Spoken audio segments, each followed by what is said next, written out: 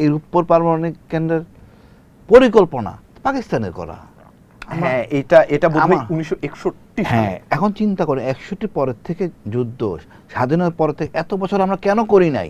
72 এটা বন্ধ করে দেওয়া হয়েছে। হ্যাঁ, এই রাজনীতিবিদরা অসৎ, তারা ওই সময় চিন্তা করতো তাহলে এই সমস্যা হতো না। ভাই বলছেন পদ্মা সেতুর কথা, এই নকশা পরিকল্পনা ধান কোথায় হবে? পাকিস্তানের করা। সুতরাং এটা সমগ্র জনগণের কৃতিত্ব এবং আমরা এটা করতে পারছি, এটা গর্বের জায়গায় আসলাম। স্বাধীনতার পরে মনে হচ্ছে যে আমরা কিছু করতে পারছি। নিঃসন্দেহে আওয়ামী লীগের স্বীকৃতি পায়, এটা করছে, ঝুঁকি নিয়ে করুক, ঝুঁকি তো নিছে, আমি অস্বীকার করব না। আওয়ামী লীগ মানে সব তো খারাপ না, কিন্তু কিছু লোক খারাপ। কিন্তু এই পার্টিকুলার প্রজেক্ট নিয়ে কিন্তু অনেক অনিয়মের অভিযোগ আছে। অনিয়মের তো শেষ নাই, কোনটা অনিয়ম ছাড়া ছিল, এই দায় তাদের নিতে হবে, নিচ্ছে তারা। হ্যাঁ, এখন দেখেন বাট কাজ তো একটা হয়েছে, যত দাম দিয়েই করি। এখন আমি এই জন্য বেসিক্যালি জনগণ, আওয়ামী লীগ পাকিস্তানের সেই জমি ক্রয় সহ দেখেন কত বড় দূরদর্শীপূর্ণ কাজ করছে।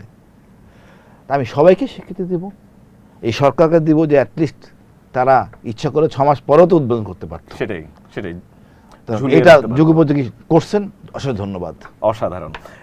আজকে আপনাদের একটা ইস্যু নিশ্চয়ই নজরে আসছে, সেটা হলো যে রাজধানীতে এক অনুষ্ঠানে প্রধানমন্ত্রী তারেক রহমান বলেছেন, আমি ওনাকে কোট করে পড়ছি, যে উনি বলেছেন যে রাষ্ট্রে আইনের শাসন নেই সেই দেশ কখনোই গণতান্ত্রিক ও মানবিক রাষ্ট্র হতে পারে না।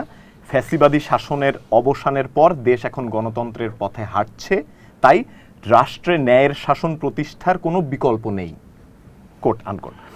আমি আপনার কাছে একটু জানতে চাই হাসিন ভাই, সেটা হলো যে 16-17 বছরের ফ্যাসিস্ট আওয়ামী সরকারের আমল, এরপরে জুলাই অভ্যুত্থান, এরপরে অন্তর্বর্তীকালীন সরকারের 18 মাস, তারপরে নির্বাচন এবং বিএনপি সরকারের 2 মাস। আইনের শাসন, গণতন্ত্র ও মানবিক রাষ্ট্রের পথে কতখানি এগোলো বাংলাদেশ? আসলে এটা তো আমরা একদম তলানিতে ছিলাম আইনের শাসন বলতে। আপনি জানেন আমি 2 বার গুম ছিলাম।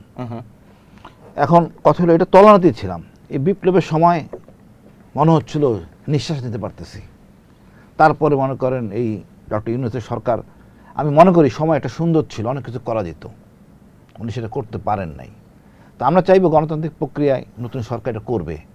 অনেকে তো বলে তাকে করতে দেওয়া হয় না। হ্যাঁ, করতে দেওয়া হয় নাই, এত বাধার মুখে পড়ছেন যার জন্য করতে পারেন নাই। ইচ্ছা করলে আমরা সুন্দর করে জানি আমাদের সমস্যা কোথায়।